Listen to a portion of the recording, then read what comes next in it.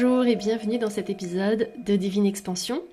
Aujourd'hui, j'ai envie de te parler d'un sujet dont on parle très peu quand on parle de leadership, d'intuition ou même de spiritualité. On parle beaucoup de mission, on parle de dons, on parle de vocation, mais on parle très rarement de l'endroit d'où ces dons viennent réellement. Parce que la vérité, c'est que chez beaucoup de femmes leaders très sensibles, très intuitives, très empathiques, ces qualités ne sont pas apparues par hasard. Elles se sont souvent développées très tôt dans la vie, dans l'enfance, et souvent dans des environnements où il fallait apprendre à ressentir beaucoup de choses pour survivre émotionnellement. Quand un enfant grandit dans un environnement stable et sécurisant, où les émotions sont contenues et où les adultes savent réguler ce qu'ils vivent, l'enfant peut rester simplement un enfant. Il peut jouer, explorer, découvrir qui il est. Mais quand un enfant grandit dans un environnement émotionnellement chargé, avec des tensions, des non-dits, de la souffrance, ou simplement des adultes eux-mêmes dépassés par leurs propres émotions, le système nerveux de l'enfant apprend très vite quelque chose. Il va apprendre à observer, à sentir, à anticiper. Cet enfant devient attentif à tout ce qui se passe autour de lui. Il apprend à lire les atmosphères, à sentir quand quelqu'un est triste avant même que cette personne ne dise un mot, à percevoir quand une tension est sur le point d'exploser. C'est presque comme si son système nerveux devenait une antenne. Et chez les enfants particulièrement sensibles ou empathiques, cette antenne devient extrêmement fine. Ils perçoivent des choses que les autres ne perçoivent pas. Ils ressentent des émotions qui ne sont même pas exprimées. Mais il y a quelque chose de très important à comprendre ici. Cette capacité ne naît pas dans le confort, elle naît dans la nécessité. Quand un enfant apprend très tôt à ressentir les émotions des autres, ce n'est pas seulement une compétence, c'est une stratégie de survie émotionnelle. Comprendre l'état des adultes autour de lui permet d'anticiper, d'éviter certains conflits, de savoir quand se retirer, quand apaiser, quand se faire discret. Et petit à petit, certains enfants développent un rôle très particulier dans leur environnement. Ils deviennent ceux qui comprennent, ceux qui ressentent, ceux qui essayent d'apaiser. Ils deviennent, sans le savoir, des régulateurs émotionnels. Et très souvent, ces enfants deviennent plus tard des adultes très empathiques, très intuitifs et très attirés par les métiers d'accompagnement, des thérapeutes, des coachs, des mentors, des guides, des énergéticiens. Pendant longtemps, j'ai cru que ma capacité à ressentir profondément les autres, à percevoir les dynamiques humaines invisibles, à accompagner des processus très profonds chez les femmes que j'accompagne, venait simplement d'un don ou d'un appel spirituel.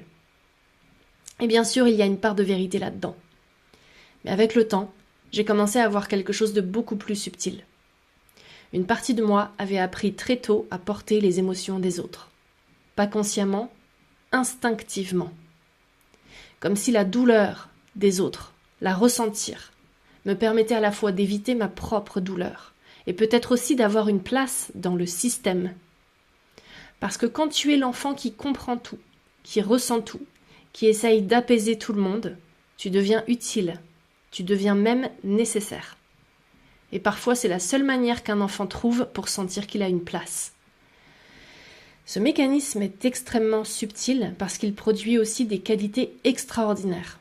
Il développe l'empathie, il développe l'intuition, il développe une capacité très très fine à comprendre les dynamiques humaines, mais il produit aussi un rôle, le rôle de celui qui comprend, le rôle de celle qui tient, le rôle de celle qui porte. Et très souvent, ce rôle perdure dans la vie d'adulte sans être vraiment questionné. Et dans mon cas, c'est même devenu ma vocation. Et il y a aussi un moment dans ma vie qui a profondément transformé la manière dont je percevais le monde. En 2016, il y a 10 ans, j'ai vécu une expérience de mort imminente. Et après cet événement, il y a quelque chose qui s'est ouvert en moi de manière très radicale. Ma perception du monde invisible, de l'énergie, de la conscience s'est intensifiée. J'ai commencé à canaliser ce que j'appelle aujourd'hui du langage de lumière. J'ai connecté à des fréquences très hautes. Et pendant longtemps, j'ai vu cet événement comme le début de ma mission. comme si tout avait commencé là. Mais avec le recul, je vois maintenant les choses différemment. Cette expérience n'a pas créé ma sensibilité, elle l'a amplifiée. Elle a ouvert quelque chose qui était là déjà depuis très longtemps. L'enfant qui sentait tout est devenu l'adulte qui percevait les dynamiques invisibles. Et naturellement, j'ai commencé à accompagner des femmes dans des processus très profonds, transformateurs, initiatiques.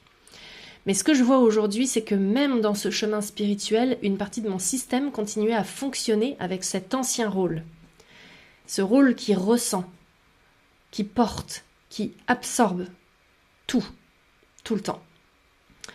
Et récemment, il y a quelque chose dans mon système qui a commencé à changer. Pas dans ma mission, ni dans mon amour pour ce travail, mais dans la manière dont je le vivais. Je me suis retrouvée face à une fatigue très profonde, une sensation de lourdeur que je ne pouvais plus ignorer, comme si mon corps disait simplement « je ne peux plus porter tout ça ». Et ça a été extrêmement confrontant, parce que quand ton identité elle est construite pendant des années autour de ta capacité à comprendre et à porter les autres, tu te retrouves face à une question très simple, mais profondément déstabilisante. Si je ne porte plus la souffrance des autres, qui suis-je dans mon travail ?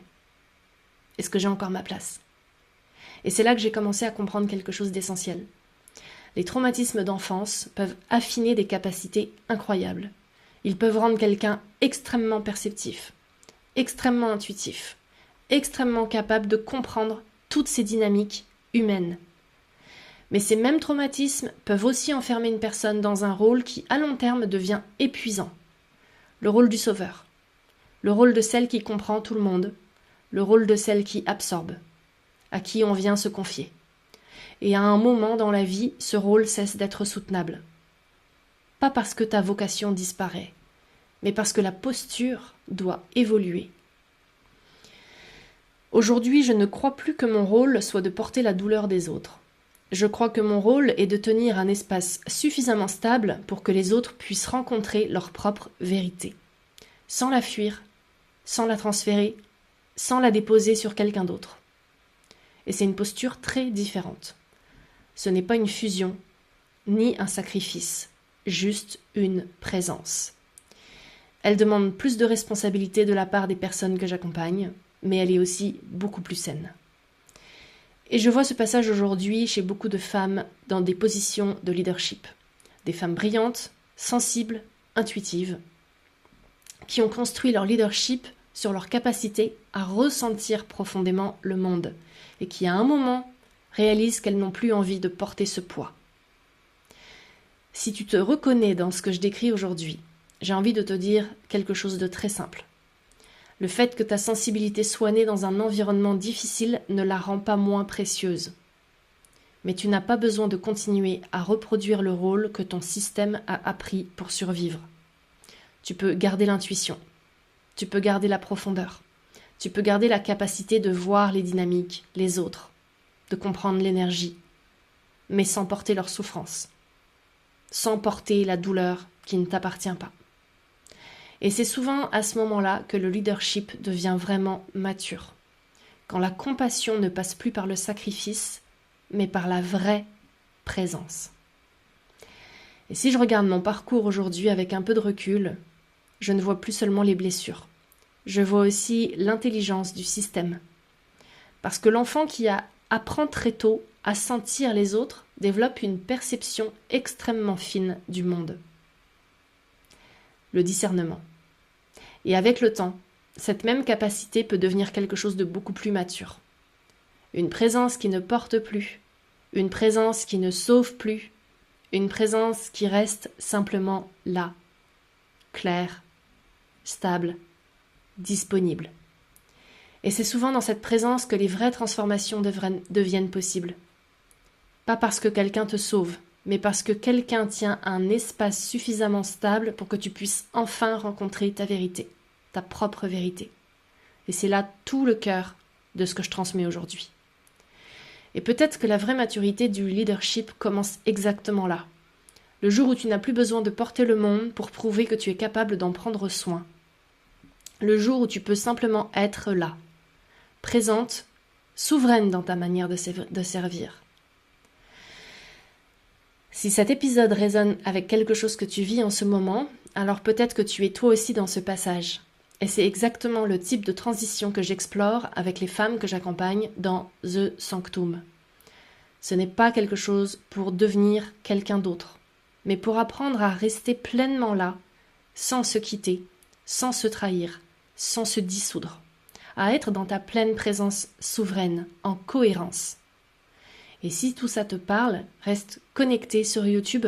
Ce jeudi 9 avril, je partage une mini-conférence sur ce qu'est le véritable leadership. Et si tu le sens déjà, inscris-toi déjà à mon immersion gratuite Omni qui commence le 17 avril. Le lien est sous la vidéo. Je te remercie d'avoir écouté cet épisode de Divine Expansion. Je te retrouve très bientôt pour de prochains épisodes.